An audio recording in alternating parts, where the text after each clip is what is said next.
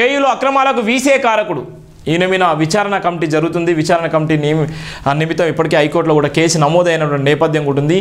ఇప్పటి వరకు ఇవన్నిటికీ ఇలాంటి సంఘటనలు బయటికి రాని కోకొలలా ఉన్నాయి.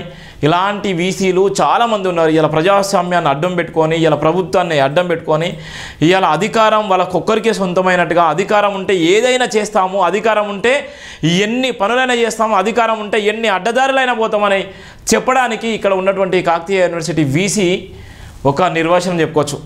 ఈయన చేసినటువంటి అక్రమాలు, ఈయన చేసినటువంటి ఇష్టానుసారంగా చేసినటువంటి బిల్స్, ఇష్టానుసారంగా అడ్డదారిన ఇలా ప్రొఫెషన్లు ఎంచుకున్నటువంటి తీరు అక్కడ ఉన్నటువంటి కాకతీయ యూనివర్సిటీలో ఉన్నటువంటి ప్రతి ఒక్కరికి కూడా తెలుసు.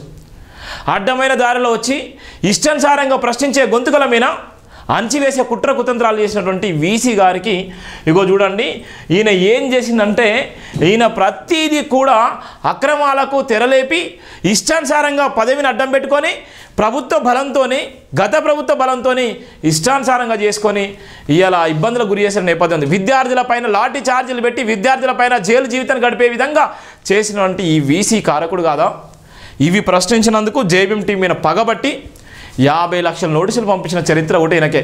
ఇవాళ ఉన్నటువంటి దళిత సమాజమా, ఇవాళ ఉన్నటువంటి మాలమాదిగ సమాజమా, ఇవాళ ఉన్నటువంటి బడుగు బలైన వర్గాల సమాజమా, ఇవాళ ఉన్నటువంటి బహుజన సమాజమా ఎందుకోసం ప్రశ్నించలేకపోతున్నారు? ఈ వీసీ పైన ఎందుకు మీరు ధర్నాలు రాష్ట్రరోక చేయలేకపోతున్నారు? ఒక దళిత పత్రిక మీద అంత అక్కసుగక్కి ఇలా ఇష్టానుసారంగా నోటీసులు పంపించి ఇలా భయభ్రాంతులకు గురి చేసేటువంటి నేపథ్యం ఉన్న ఈ వీసీ గారి మీద ఎందుకు హెచ్ఆర్సీలో కానీ, ఎస్సీఎస్ అట్రాసిటీ కేసు కానీ, ఎందుకు ఈ జేబీఎం టీవీ అభిమానులు కానీ, జేబీఎం టీవీ ప్రేక్షకులు కానీ, జేబీఎం నినాదం కలిగినటువంటి ప్రతి ఒక్కరు కానీ ఎందుకు చర్యలకు తీసుకోలేకపోతున్నారు? ఎందుకు ఈయన మీద డిమాండ్ చేయలేకపోతున్నారు? ఎందుకు మాట్లాడలేకపోతున్నారు అనేటువంటిది ఒక బాధాకరమైన సంఘటన. ఎందుకంటే బాబాసాహెబ్ అంబేద్కర్ గారు చెరువులో నీళ్లు తాగితేనే ఆయన మీద ఎన్నో ఇబ్బందులకు గురి చేసి ఆ చెరువుని శుద్ధి చేసినటువంటి రాజ్యంలో ఉన్నాం మనం. ఆయన మాట్లాడే సమయంలో కానీ, ఆయన రాజ్యాంగం రాసే విషయాలు కానీ, ఆయన ఎక్కడ ప్రశ్నించినా కూడా ఆయన మీద వివక్షత చూపించినటువంటి ఆ రోజుల్లో తిరగబడ్డటువంటి ఇంటలెక్చువల్ జనం ఉంటున్నారు. ఈరోజు మరి ఎక్కడ పోయింది ఇంటలెక్చువల్ జనం? ఈరోజు మేధావితనం ఎక్కడ పోయింది? ఎందుకు ప్రశ్నించలేకపోతున్నారు? ఎందుకు అడగలేకపోతున్నారు? ఎందుకు మాట్లాడలేకపోతున్నారు? ఇవాళ నాకు జరిగింది, రేపు నీ జరగదా? నీ గురించి మాట్లాడేవాడు ఎవరు కావాలి? నీ గురించి చెప్పడానికి ఎవరు కావాలి? నీ గురించి సమాజానికి తెలియపరచడానికి ఎవరు కావాలి? ఇంకా ఎప్పుడు మనం మాట్లాడుకుందాం? ఎప్పుడు మౌనంగా ఉంటాం? ఎప్పుడు ప్రశ్నిస్తాం? ప్రశ్నించే గొంతుకలను పగబట్టి ఇలా వినాశానికి పూరుగొల్పేటువంటి ఇలాంటి వీసీలను ఇలా భరతం పట్టేటువంటి ఏకైక పేపర్, ఏకైక టీవీ ఛానల్ జేబీఎం టీవీ మాత్రమే.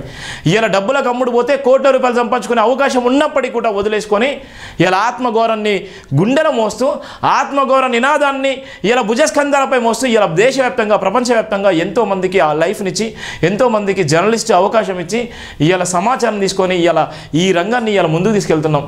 ఇలా అలాంటి సందర్భంలో ఇలాంటి వీసీలు ఎంతమంది భయభ్రాంతులకు గురి చేసినా భయపడేటువంటి సవాల్ లేదు.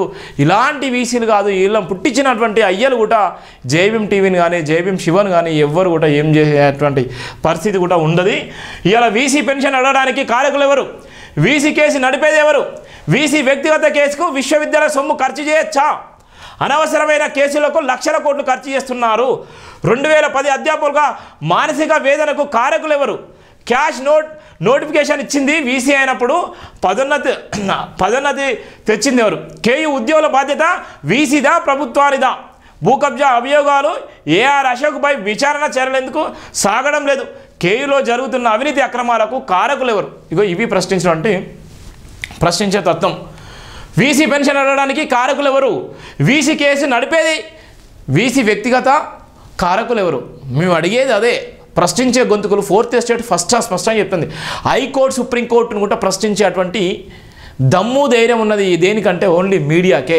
ప్రశ్నించే గొంతుకలకు పగబడితే, ప్రశ్నించే గొంతుకలు పసిగట్టుకొని రాస్తే ఇదే విధంగా ఉంటాయి. ఇలా చాలామంది నాకు కాల్ చేస్తున్నారు, చాలామంది అడుగుతున్నారు, అన్నా ఏమైందని.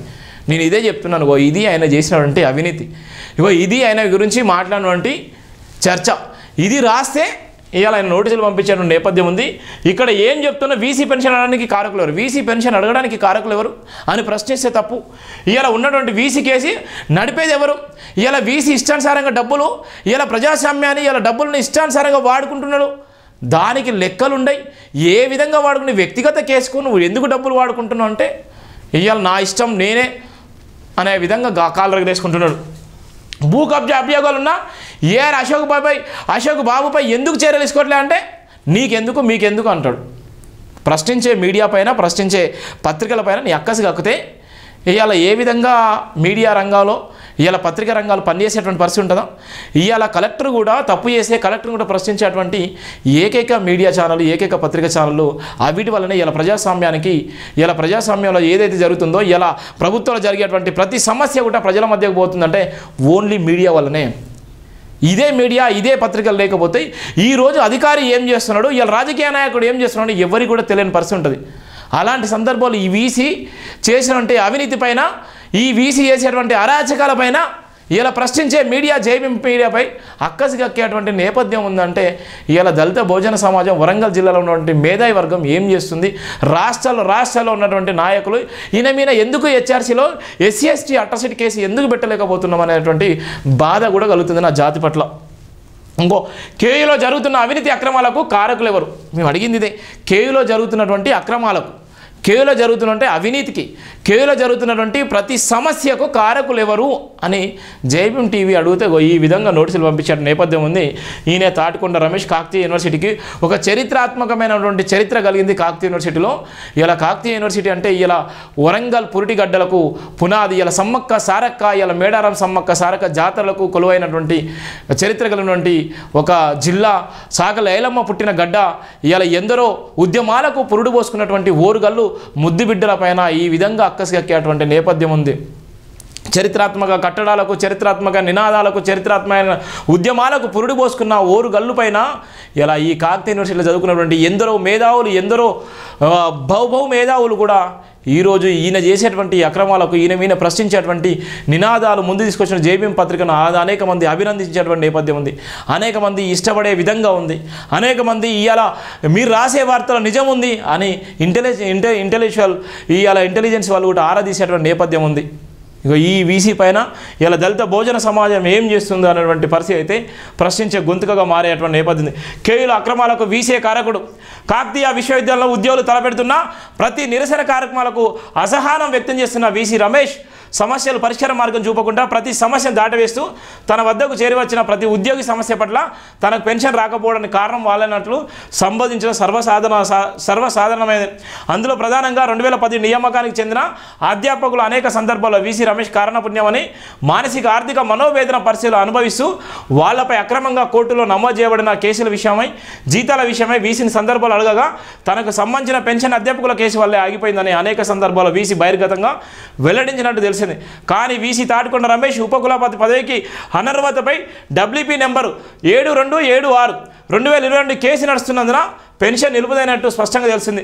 పెన్షన్ అర్హత కాని వీసీ రమేష్ తన ప్రకటించిన క్యాష్ పదోన్నతుల నోటిఫికేషన్ను తన సీనియర్ ఆచార్య పదోన్నతికి ఎలా అర్హుడయ్యాడని నేటుకు అంతుచిక్కని విషయం ఉద్యోగ అధ్యాపక మహిళలను మానసికంగా వేధింపులకు గురి చేస్తూ భూకబ్జదారుడు ఏఆర్ అశోక్ బాబు మాయా మాటలతో మహిళా ఉద్యోగ అధ్యాపకులను వేధింపులకు గురి చేస్తున్నట్టు కేయూలో జరిగిన పలు సంఘటనలతో బట్టబాలవుతుంది. ఇక చూడు ఎంత ఘోరంగా ఉందో.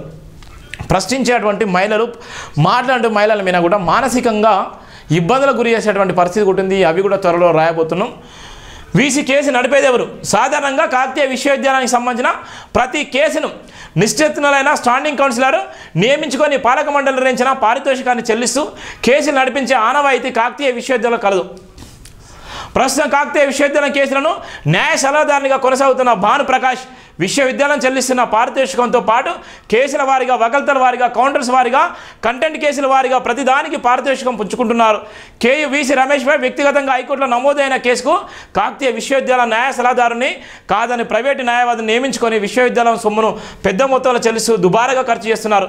దానికి అనుగుణంగా 147 పాలక మండలి సమావేశంలో నూతన సీనియర్ అడ్వకేట్ కేయూ న్యాయ సలహాదారునిగా నియమించుకున్నటకు అనుమతి పొందినట్లు విశ్వసనీయ సమాచారం. గతంలో వివిధ కోర్టులో నమోదైన కేయూ కేసులో పాలక మండలి సమావేశం అనుమతులు లేకుండా విశ్వవిద్యాలయానికి చెందిన అధిక సొమ్మును ఖర్చు చేశారని కేసుల లెక్కల ద్వారా వెల్లడవుతుంది. వీసీ రిజిస్టర్ పదవులు కాకుండా వ్యక్తిగత పేర్ల మీద, వీసీ పదవులు కాకుండా వ్యక్తిగత పదవుల పేరు మీద ప్రతివాదాలైన కేసులు దాఖలాలు కూడా కేయూ నుండే ఖర్చులు చెల్లిస్తున్నారు. విశ్వవిద్యాలయాల పరిధిలో పరిష్కారం అయ్యే కేసులు కూడా సమస్యలుగా మలిచి వాటిని యూనివర్సిటీ అధికారులు కోర్టు మెట్లు ఎక్కిస్తున్నారు. 10 రూపాయలు చెల్లించిన వ్యక్తికి 10 లక్షల కోర్టు కింద వెచ్చించేటువంటి నేపథ్యం కూడా ఉంది. కేసుల వివరాలు. కేయూ వీసీ రమేష్ హయాంలో వివిధ కోర్టుల్లో నమోదైన కేసుల వివరాలు. అట్టి కేసుల కాకతీయ విశ్వవిద్యాలయ లీగల్ సెల్ విభాగం నుండి ఫైనాన్స్ ఆడిట్ విభాగాలు ఖర్చు చేసిన పారితోషికాలకు సంబంధించిన ఖర్చుల వివరాలకు కేయూ నెట్వర్క్ సెల్ ఆధారంగా సమాజానికి తెలపాల్సి ఉందని మేధావులు అంటున్నారు. విశ్వవిద్యాలయంలో ఒక కేసులో ఒక ఉద్యోగి విశ్వవిద్యాలయంలో ఒక కేసులో ఒక వ్యక్తితో పని చేయించుకొని వేతనం చెల్లించిన దానిపై సదరు వ్యక్తి అభ్యంతరంలో కంప్లైంట్ చేయగా జరిగిన తప్పును ఒప్పుకొని బినామీ వ్యక్తిగా ఉద్యోగం నుండి తొలగించారు. అసలు వ్యక్తి ఉద్యోగి ఇవ్వమని కోరగా అతని కోర్టు మెట్లు లెక్కించారు. మరో కేసుల సర్వీసుల నుండి అడ్వాన్సులు తీసుకొని చెల్లించకుండా పెన్షన్ పొందేందుకు కోర్టును ఆశ్రయిస్తే బకాయిలు చెల్లించడం లేదని తెలపాల్సిన కేయూ అధికారులు బేషరాదుగా పెన్షన్ చెల్లిస్తున్నారు. సదరు కుటుంబానికి లీగల్ నోటీసులు ఇచ్చి మౌనంగా ఊరుకున్నారు. అట్టి కేసులో కోర్టు ఖర్చులతో పాటు పాత బకాయిల చెల్లింపులకు బాధ్యులెవరు? కేయూ భూముల కేసులో దురవిద్య కేంద్ర ఉద్యోగిగా పనిచేస్తున్న కరడుగట్టిన కేయూ భూముల కబ్జదారుడు సల్ల యాదగిరిని 136 పాలక మండలి సమావేశంలో శాశ్వతంగా ఉద్యోగం నుండి తొలగిస్తూ నిర్ణయం తీసుకొని అమలుపరచగా తర్వాత కేయూ అధికారులే కోర్టుకెళ్లమని సూచించి ఆపై సంధి ప్రయత్నంలో భాగంగా కోర్టులో సదరు వ్యక్తికి సహకరించి ఉద్యోగ భద్రత కల్పిస్తూ వ్యారాన్ని చక్కగా దిద్దున్నారు. సదరు వ్యక్తి కబ్జా చేసిన కేయూ భూములు మాత్రం నేటికి అక్రమ నిర్మాణాలు వెల్లువేస్తూనే ఉన్నాయి. 4/2012 నియామకాన్ని రద్దుపరిచి వీసీ రమేష్ అమ్మిములకు ఆశపడి అక్రమంగా నేటికి జీతాలు చెల్లిస్తున్నాడు. 2010 నియామక ప్రక్రియపై వీసీ వ్యక్తిగత కేసును వాదిస్తున్న Nandigama Kishan Rao న్యాయవాదిచే KU contract అధ్యాపకుడు Anjan రావుతో case వేయించి పలు రకాల వేధింపులకు గురి చేస్తూ వాళ్ళు పదోన్నతులకు నిలుపుదల చేసి ప్రభుత్వ పెద్దలకు విద్యాశాఖ కార్యదర్శికి తప్పుడు సమాచారం తన విశ్వరూప కుట్రను వాళ్ళపై ప్రదర్శిస్తున్నాడు. అవసరమైన వాటికి కాకుండా అనవసరమైన కేసులకు లక్షల కోట్లు ఖర్చు చేస్తున్నారు. ఒక్క ఆధారాన్ని బహిరంగంగా ప్రవేశపెడితే ఐరణ పడుతున్న కేయూ అధికారులు అసలు మొత్తం ఆధారాలు బయటకు వస్తే వీసీ పరిస్థితి ఏంటని కేయూ మొత్తం చర్చించుకున్న నేపథ్యం చూసినా ఇంత స్పష్టంగా జైభీమ్ దినపత్రికలో జైభీమ్ టీవీ దగ్గర ఉన్నటువంటి సమాచారం ఎవరి దగ్గర కూడా ఇది ప్రశ్నిస్తే ఆయన పగబట్టేటువంటి నేపథ్యం ఉంది. ప్రశ్నించే గొంతుకలపైన, ప్రశ్నించే మీడియా పైన, ప్రశ్నించేటువంటి పత్రికలపైన ఇలాంటి అక్కసుగక్కేటువంటి వీసీ తాటికొండ రమేష్ పైన చర్యలు ఎందుకు తీసుకోవట్లేదు? ప్రభుత్వం ఎందుకు సీరియస్ తీసుకోవట్లేదు? ప్రభుత్వం ఎందుకు ఇంటెలిజెన్స్ వాళ్ళు ఎందుకు నిఘా పెట్టట్లేదు? ఇలా ఈడీ ఎందుకు ఆయన మీద దర్యాప్తు చేయట్లేదు? ఇలా ఉన్నటువంటి ఏసీబీ అధికారులు ఎందుకు ఈ వార్తల ఆధారంగా ఇంత స్పష్టంగా ఇలా ఉన్నటువంటి ఎవిడెన్స్తో పాటుగా రాసేటువంటి నేపథ్యం ఉన్నటువంటి మీడియాను ఎందుకు ఆశ్రయించలేకపోతున్నారు? ఇలా ఆయన తప్పు చేసిన కాబట్టి ఇలా మేము రాస్తున్నాం. తప్పు చేసేటువంటి ఏ అధికారికైనా ఎవరికైనా భయపడేది లేదు. ఎవరున్నా ఎంత సీఎం అయినా పిఎం అయినా ఎవరికి కూడా భయపడడు జైభీమ్ టీవీ చైర్మన్ అని మీ గతంలో కూడా చెప్పడం జరిగింది. ఇలా మేము రాసేటువంటి వార్తల విషయంలో, చెప్పేటువంటి నినాద విషయంలో, ఇలా మాట్లాడే విషయంలో మీ గతంలో కూడా జైభీమ్ నినాదాన్ని నడిపిస్తున్నటువంటి నేపథ్యంలో అనేక మంది బెదిరింపుల కాలకు గురి చేసినప్పుడు కూడా ఎవరికి కూడా తలవంచకుండా, ఎవరికి అమ్ముడు పోకుండా, ఎలాంటి ఆశలకు ఎలాంటి అవకాశాలకు తావీయకుండా ఇలా ఆత్మగౌరవం కోసం జైభీమ్ నినాదాన్ని భుజస్కంధాలపై మోస్తూ ప్రపంచవ్యాప్తంగా ఇలా నీ నినాదాన్ని బలపరిచేటువంటి నేపథ్యం ఉంది.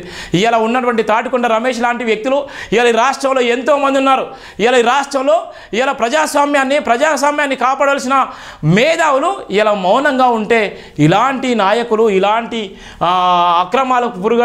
అక్రమాలకు తెరలేపేటువంటి వీసీలు ఇలా విద్యా వ్యవస్థ నాశనం చేసి ఇలా మానసిక వేదన గురి చేసేటువంటి నేపథ్యం కూడా ఇలా అనేక మంది విద్యార్థుల్లో ఉంది. ఇలా ఇప్పటికైనా ప్రభుత్వం చర్యలు తీసుకొని ఇలా ఉన్నటువంటి రేవంత్ రెడ్డి సర్కార్ మీద నమ్మకం ఉన్నటువంటి ప్రతి ఒక్కరికి కూడా ఇలాంటి వీసీ పైన విచారణ నిమిత్తం వెంటనే ఈయన విచారణ చేసి ఈయన చట్టపరమైన చర్యలు తీసుకొని ఈయన జైలు జీవితం గడిపే విధంగా జైభీమ్ టీవీ ఎప్పటికీ కూడా రాస్తూనే ఉంటుంది. ఈయన చేసినటువంటి అవినీతి పైన నిరంతరం ఫైట్ చేస్తూనే ఉంటుంది. ఈ నిరంతరం ఫైట్ చేసే నేపథ్యంలోనే ఈయన అక్రమాలు ఏ విధంగా ఉన్నాయో ఎపిసోడ్ వైజ్గా కూడా రాసేటువంటి దమ్ము ధైర్యం ఉన్న ఏకైక పత్రిక టీవీ ఛానల్ జైభీమ్ టీవీ అని కూడా తెలియజేయడం జరిగింది.